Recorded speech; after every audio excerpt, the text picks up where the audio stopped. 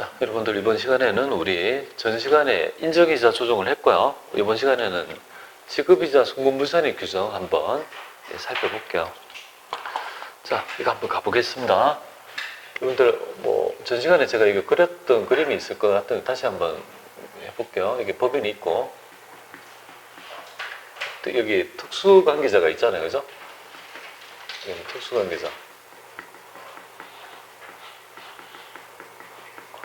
대표이사를 할까요? 그러면 여기 자금을 빌려주죠. 요거를 바로 업무무관 가지급금이라 하잖아요, 그죠? 그럼 여기에서 여기에 적정이자 조정을 하죠. 적정이자에 대한 세무조정을 해야 될 거 아니겠습니까? 그럼 여기에 부분이 바로 우리가 배웠던 가지급금 인정이자 세무조정이 되겠습니다. 그럼 만약에 적정이자가 만약에 100원이라 하면 100원이 너무 현실감이 없나? 좋아요. 100만이라 하면 그래서 여기서 볼게요. 여기서 회사에서 그죠? 대표이사한테 받은 부분이 인정이자가 100만 원인데 회사에서 100만 원을 받았다면 그죠? 세법이 계산해 보니까 100만 원 받아야 되는데 회사에서 100만 원 받아가지고 했다고 하면요. 그래서 적정하게 다 받은 거 아니겠습니까? 그죠?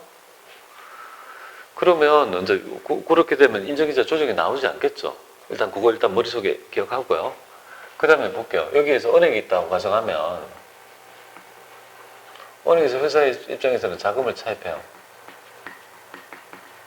차입하면 여기서 이제 지급이자 이자 비용이죠.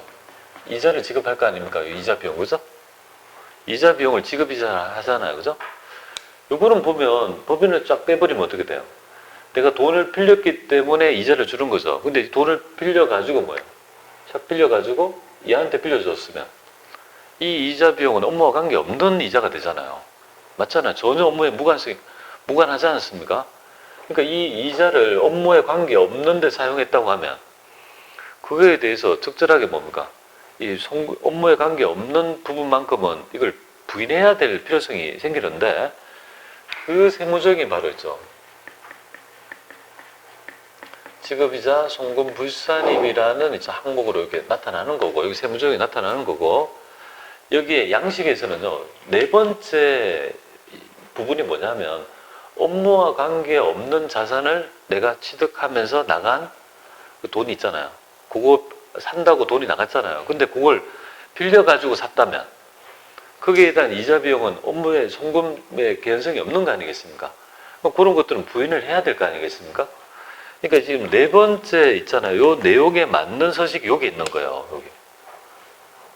그래서 업무 무관 부동산에 관련된 차입금의 이자 조정 명세표라는 게 요거고요.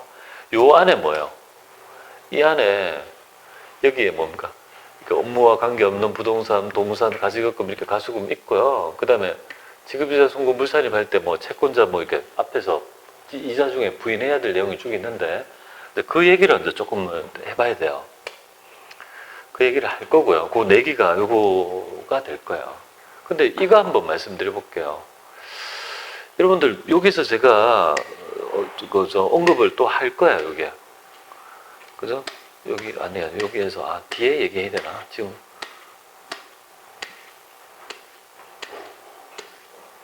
머리 많네.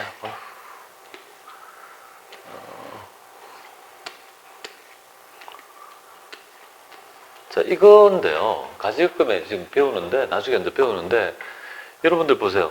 가지급금에 대한 인정이자를, 법에 정한 적정이자를 수취했다 하더라도 뭐예요? 그럼 이거 받았다 하면, 이 이자 비용은 부인 안 하냐면 그게 아니라는 거예요. 얘는 징벌적이라고 보면 되겠습니다. 그러니까, 내가 적정이자 여부에 관계없이 뭡니까? 관계없이 무조건 지급이자는 뭡니까? 그죠? 부인해가지고, 이거를 그죠? 부인한다 이렇게 보시면 됩니다. 그래서 징벌적으로 보는다는 점을 좀 아셔야 되는데요. 그러니까 여기에 만약에 회사가 계상을 아무것도 안 받았다면 입금 산입해서 그죠? 상해 처분하고 그러면 거기에 빌려준 이자 비용은요. 당연히 부인해야 되니까 지급이자를 부인한다는 건 논점이 되는데 다 받았다면 아니 다 받았으니까 이걸 지급이자는 뭐예요? 그죠? 부인해야 할 필요가 없는 거 아니냐고 생각하는데 그게 아니라는 거예요. 무조건 뭐예요? 적정이자 수치 여부에 관계없이 무조건 지급이자 부인은 무조건 한다고 보시면 되겠습니다. 자, 그런 것들을 여러분한테 좀 말씀드리고요. 하나하나씩 해보도록 할게요. 여기 내용들 한번 가보죠. 여기서 요거부터, 여기에 있는 문제가 가장 많이 나오니까 요거 가보겠습니다. 요거. 자, 우리 회사에 있잖아요. 이자 비용 있죠. 계정과목을 불러와서 펼쳐봐요. 중에서 이자 비용, 지급이자라 하면 자금을 사용하고, 그죠? 대가로서 지급하는 금액이 바로 이자 비용 아니겠습니까? 근데 그 자금 사용이 업무에 유관성이 있어야 되는 거잖아요. 그러면 유관성이 있으면 다 인정한다, 이 말이에요. 근데 그 이자 중에서, 그죠? 업무와 관계없는 이자 비용도 있더란 말이에요. 그런 것들은 대본적인 송금에 관계없기 때문에 천에서 부인해야 될 거 아니겠습니까? 근데 부인하는 순서가 있더라, 그죠? 순차 규정이라고요. 제일 먼저 쳐내는 게 바로 뭐야? 첫 번째, 두 번째, 세 번째, 네 번째, 이 순차가 있다. 순차 규정. 순차 규정은 아셔야 돼요. 왜 알아야 되냐면 다음 중 지급이자의 부인 순서를 올바르게 연결한 것은 기역, 니언, 디귿, 리아, 니언, 디귿, 기역, 리얼 이런 식으로, 그죠? 이거를 그렇게 낸다고요. 그러니까 이거는 외울 수밖에 없는 거예요. 순차 규정 여러분들 2개 배웠거든요. 그래서 부당행위 계산 부인 규정할 때 시가가 있으면 그 시가를 쓰되, 시가가 불분명하다면 대용하는 시가를 쓰되 순차 규정이다. 첫 번째, 감정을 받았다면 감상순. 감상순이라고 있잖아. 감상순. 뭘 감사하는지 모르지만, 그래서 감이 뭐예요? 감정가액 받고, 그 다음에 상이 뭐예요? 상속 정해세법상의 보충성 평가 방법. 순차 규정이라고 했잖아요. 그대로 해야 된단 말이에요. 얘도 뭐예요? 부인하는 순서가 순차로 해야 된다고요. 그럼 앞에가 뭐예요? 채권자 불분명 사채이자가 돼요. 채권자가 내가 돈을 빌렸으면 채권자가 있을 건데 돈을 지급한 채권자를 잘 모르겠다 이 말이에요. 그럼 웃기는 거 아니에요? 과세관청에서는 돈을 이자 비용으로 계산했다면 돈이 나가서 누구한테 기속됐는지를 알고 싶어 하죠. 왜? 그거 있잖아요. 나의 지출은 나머지 소득이 되잖아요. 소득세가 제대로 갔는지 확인해 보고 싶은데 그걸 밝히지 않더라 이거죠. 그럼 이 돈이 그 채권자한테 갔는지 어떻게 알아? 귀속이 불분명하죠. 그럼 무조건 뭐예요? 귀속 불분명은 대표자 상을 때려버린 거예요. 그렇게 되겠죠? 채권자가 불분명하다, 그죠? 그렇게 되는 거. 두 번째는요. 우리가 회사가 법인 같으면 정권을 발행할 수 있잖아요. 우리가 이제 회사채 같은 거 발행할 수 있잖아요. 그죠? 그때 이제 비실명, 실명을 밝혀가지고 이자를 지급해야 되는데 밝히지 않고 준다면요. 이거는 금융실명제 위반이라고 보는 거예요. 모든 금융거래는 실명을 밝혀서 해야 되잖아요. 위반이니까 이것도 제재할 목적으로 뭐예요? 1번, 2번 똑같은 거예요. 그래서 무조건 뭡니까? 징벌적으로 뭡니까? 대표자 상해로 때려버려가지고 상해 처분해버린다. 이렇게 보면 돼요. 상해랑, 그죠? 기타사 유출하고 유보는 되게 틀린 거죠. 여기 중에서 최고 좋은 게 뭐예요? 아니요, 유보예요, 유보. 유보는 당장 세금 내지만 나중에 마이너스 유보에 추인되니까 언제든 깎을 수 있는 거죠. 1순위 최고 좋은 거. 그 다음에 한 번 말고 그냥 한 번만, 그죠? 그죠? 기타 주고 이게 아픈 거잖아요. 법인세 때리고 또 있잖아. 상해금 때려야 되잖아요. 아픔이 있다 이 말이에요. 그러니까 여기 취지 아시겠죠? 취지를 여기에 제가 설명하고 있어요. 채권자 불분명, 그죠? 사채 이자는 여기서 말하는 사채가 뭐예요? 회사채가 아니고 뭐예요? 여러분 알잖아요. 조금 이상한 아저씨들 막 일수 그런 사채예요. 사채. 회사채 얘기하는 게 아니에요. 제가 한자로 적어놨잖아요. 그죠? 불법금융 사채 쓴다고 하잖아요. 그걸 얘기하는 거예요. 우리 회계학에서 얘기하는 사채는요. 회사가 발행한 채권이잖아요. 그 회사채가 바로 두 번째예요. 회사가 발행한 뭡니까? 채권, 회사채, 정권 같은 거에 이자. 발행하면 이자 주잖아요. 회사채 발행하면 이자 줄 거 아니겠습니까? 그런데 상대방을, 그죠? 실명을 밝혀야 되는데 그걸 안 밝히고 한다. 그래서 이제 두 개는 비슷하잖아요. 얘는 왜 그러냐면 보통 이 사채업자들이 자기의, 그죠? 존재를 밝히지 않도록 규정하고 있는 거예요. 자기한테 존재를 밝히면 자기가 세금 매기게 되니까 그걸 못 밝히게 하는 거예요. 그래서 이런 것 때문에 뭡니까? 그죠? 숨어있는 지하금융 있죠. 그걸 제도권을 양성하게 한 취지가 되는 거고, 얘는요, 금융실명제 보완이다. 이렇게 보시면 돼요. 그럼 대표자 상해를 때리고, 근데 여기가 시험 문제 나와요. 자, 대표적으로 하되 우리 소득세법상의 원천징수 규정을 보면 비실명 이자에 대해서 비실명 이자에 대해서 비실명 배당 등 지급할 때 그죠? 원천징수 규정이 있잖아요. 지금 이제 42%인데 하여튼 원천징수를 했다고 하면요. 그만큼은요. 국가한테 기속되었다고 보니까 원천징수만큼은 기타 사회 유출로 처분한다. 이렇게 보시면 돼요. 그러면 요거에 대해서 두 개를 가지고 뭡니까? 한번 해볼게요. 자, 첫 번째. 채권자 불분명 사채 이자만 나와요. 비실명 있죠. 수령자 불분명인 그죠? 비실명 채권 정권의 이자는 안 나와요, 주제. 근데 순서는 알아야 되죠, 그죠? 그래서 채권자가 불분명 사채 이자 100만 원을 다음과 같이 나눠 세무정 해보세요. 이자 비용 현금 되면요. 이 이자 비용이 채권자 불분명 사채 이자다 이 말이죠. 다 부인, 손불하고 상해 처분하면 되겠습니다. 대표자 상해 때려버립니다. 근데 두 번째 볼게요. 근데 회사가 이렇게 한 거예요. 100이지만 뭐예요? 원천징수 규정을 적용해서 60만 주고 40원 예수금해서 납부했다고 하면 실제로 기속이 불분명한 금액은요 60만 되니까 얘는 기속이 분명하지 않습니까? 그러니까 부인을 하더라도 나눠서 뭐야? 요거는 손불하고 대표자상에 60만 때리고 원천징수액은요 국가에 기속됐으니까 손불하고 뭐야? 기타 사유 유출로 처분한다. 그러니까 요렇게 출제되면 2점이 되잖아요. 우리는 나오기를 바래요. 2점짜리. 그렇잖아요. 2점짜리가 눈에 보인다. 그러니까 여기에서 시험 문제 보면 이렇게 나온다. 채권자 분명 사채이자 150인데 원천징수액이 없다고 하면 송금불산입하고 150이 상해 처분하고 끝. 그런데 이렇게 나오면요. 여기 150 중에서 23만 천원 원천징수액이 있다고 하고 채권자 불명 사채이자라면 여기에 나머지 금액이 얼마죠?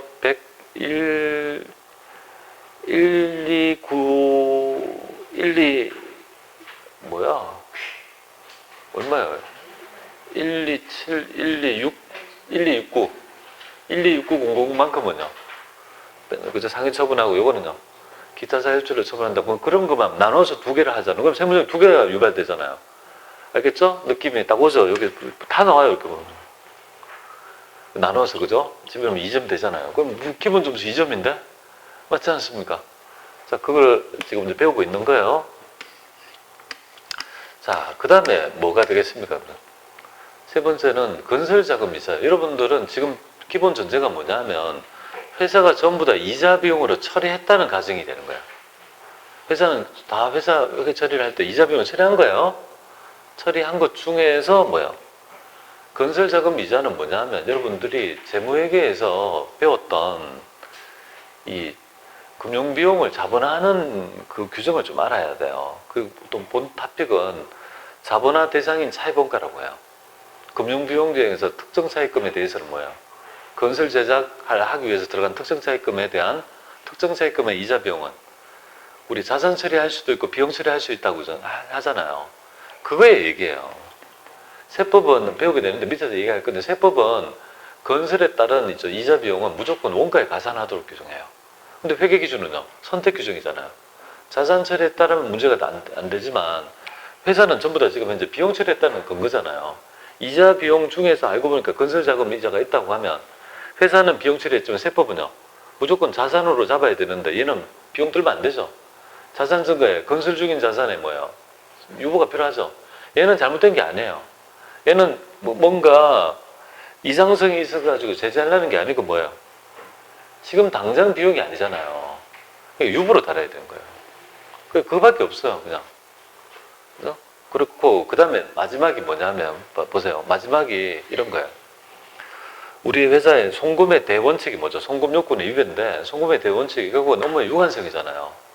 내 업무와 관계없는 자산을 샀어요. 그때 우리 처음에 업무부관 자산의 취득은 부인하지 않고, 거기에 관련된 유지 비용을 부인할 때, 그걸 사기 위해서 들어간 이자 비용이 있으면 그건 다 부인한다. 그걸 지금 배우는 거예요. 그럼 볼게요. 이 부인할 때 이렇게 부인하는 거예요. 내가 지금 그저 1억짜리를 1월 1일 날 그저 1억짜리를 비사업용 토지를 샀다고 가정할게요. 토지를 샀어요. 이러고 샀어. 근데 이거 한다고 이자 비용이 얼마가 들었냐면 1,000만 원 들었다 가정할게요. 이자 비용이. 이자 비용이 1,000만 원 들었다 가정해 보겠습니다. 그럼 결국은 이 이자 비용은 전액 뭐예요? 다 부인될 거다 이 말인데요. 아, 이렇게 하지 말자. 자, 1억을 차입해서 1억을 차입을 했는데 여기에서 5천만 원은 업무에 사용하고 5천만 원은 그죠? 업무 무관 자산을 취득했어요. 취득했다 그죠? 이렇게 되겠습니다.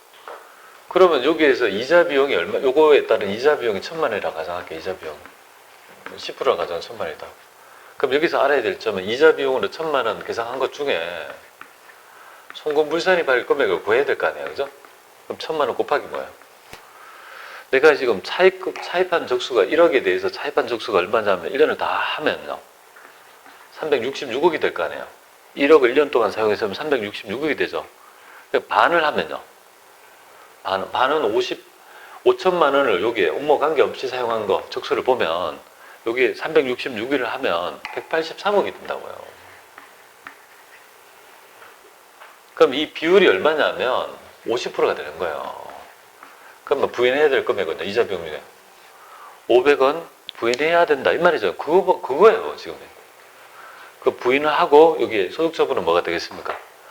그죠? 묻지도 따지지도 말고 무조건 기타 사회 유출을 처분하는 그저 항목 9개 중에 하나가 바로 여기에 해당이 됩니다. 무조건 정책적으로 기타 사회 유출을 처분한다 이 말이에요. 논리는 요거다 이 말이죠. 자, 이렇게 이제 말씀을 드렸는데 일단은 먼저 뭐를 외워야 됩니까? 이렇게 해야 돼요. 순차 규정이니까 앞 두 문자를 따서 뭡니까? 채비 건업이라고 외워야 됩니까? 어떻게든 외워야 되잖아요. 채권자 불분명. 비실명 정권 이자라는 뭐냐면 수령자 불분명이란 말인데 수령한 사람이 불분명하다 이건데 이 순차 규정이 바로 여기에 보면 여기 나오잖아. 첫 번째가 뭐야? 채권자 불분명. 그죠? 채권자 불분명. 그 다음에 수령자 불분명이 비실명 정권 채권의 이자고 세 번째가 건설자금 이자고 여기 네 번째가 있잖아요. 이 칸이 어떻게 되어 있냐면 이 칸이 그죠? 네 칸이 있거든요. 이렇게 한 칸에 네 칸이 이렇게 되어 있다고. 이렇게 나뉘어져 있고요. 이 칸이 이렇게 나뉘어져 있잖아요.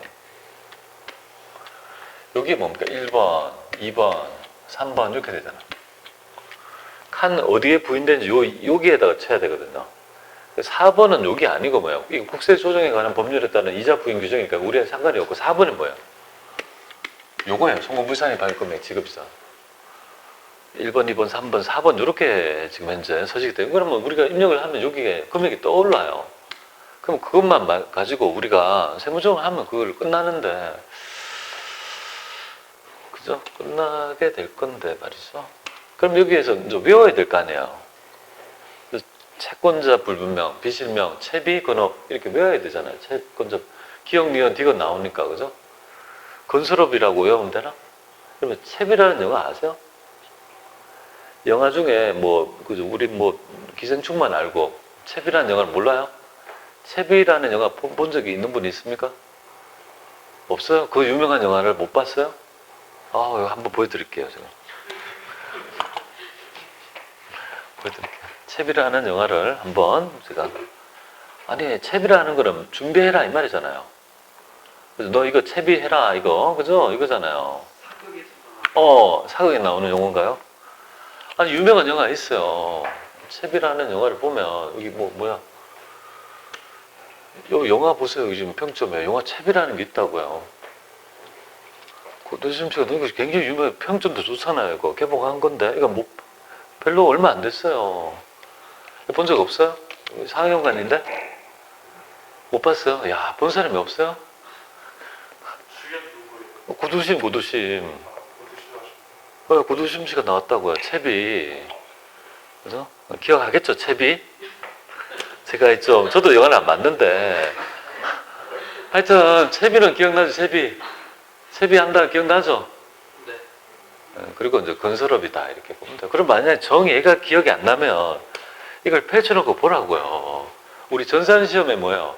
묘미가 뭐냐면 서식을 펼쳐놓고 부인 순서를 알 수 있는 거죠. 첫 번째가 뭐예요?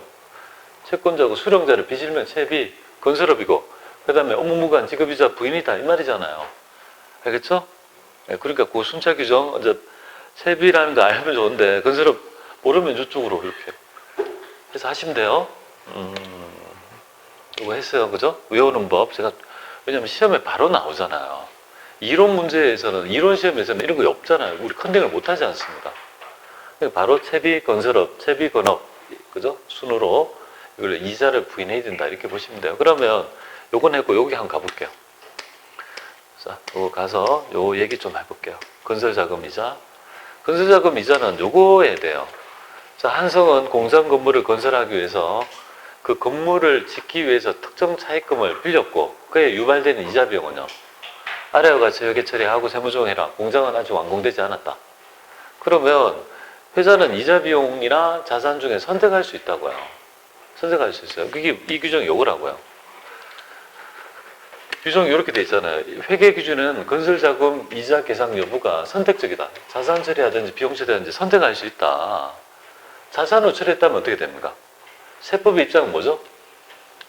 법인세 입장은 자산 처리해야 된다. 그러니까 세법의 회사가 자산으로 처리했다면 문제가 안 되지만 지금 현재 경우는 뭐죠? 2번의 경우는 지금 회사는 비용 처리했고 건설자금 이자를 세법은 어떻게 보는 거예요? 자산으로 봐야 되니까 귀속의 차이 날 것이고 그러면 세무조정이 유발된다 이거잖아요. 나머지는 일단 생각 안 봐도 돼요. 이거 여러분들 시험에 안 나오니까. 자, 그러면 얘는 건설자금 이자, 즉 자산 처리해야 될 세법상의 그죠? 이자 비용을 지금 비용 처리한 거 아니겠습니까?